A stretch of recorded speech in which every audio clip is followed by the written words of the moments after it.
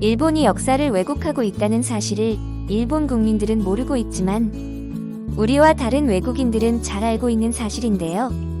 그런데 이런 사실을 폭로한 서양학자가 있었습니다. 바로 미국 역사학자 존 카터 코벨 박사가 그분인데요. 그분은 일본의 역사 왜곡을 알렸을 뿐 아니라 무리의 문화적인 산물을 일본 것으로 속여 기만한 행위도 폭로하였습니다.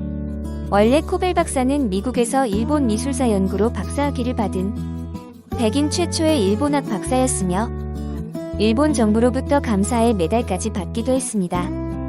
하지만 일본 문화를 연구할수록 그 근원인 한국 문화에 심취하게 되었고 나중에는 일본 문화의 전반에 걸쳐 한국 문화가 뿌리를 이루고 있다는 사실을 알게 되었죠. 결국 말년을 한국에서 지내며 한국 문화 연구에 몰두하게 되었는데요. 많은 논문을 통해 일본의 역사 왜곡과 한국 문화의 우수함을 널리 알리려고 했습니다.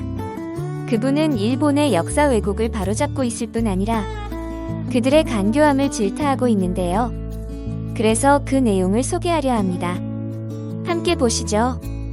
일본인들은 369년 부여족의 외정벌이래 한국이 일본을 지배했다는 사실을 완전히 감춰버렸다.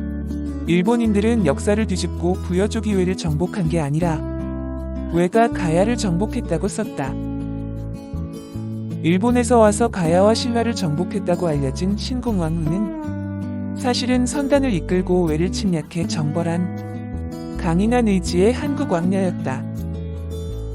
369년의 오진왕부터 게이타왕까지는 전혀 일본인이 아닌 순수 한국인 혈통의 외왕이었다. 일본 건국자라는 초대 일왕 진무는 4세기 부여인들의 일본 정벌 사실을 반영할 뿐이다. 천조 대신은 무당이며 그 오빠 스사노 미코토는 신라인이다. 그러나 역사가들은 두 인물에게 일본 옷을 입혔다. 20세기까지 역사가들은 사람들을 속이는 소기의 목적을 달성한 셈이다. 나이든 부모를 버리는 불효자식 이야기가 있다.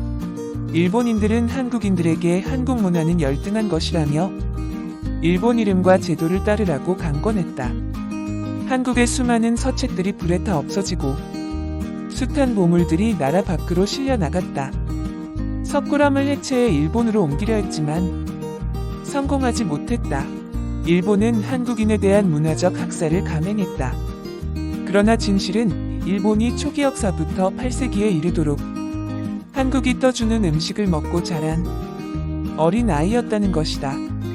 참으로 배은망덕한 사람들이다. 그들은 이제 한일 합방이 한국을 위한 것이라고 거짓말을 하며 역사를 재구성하려 한다.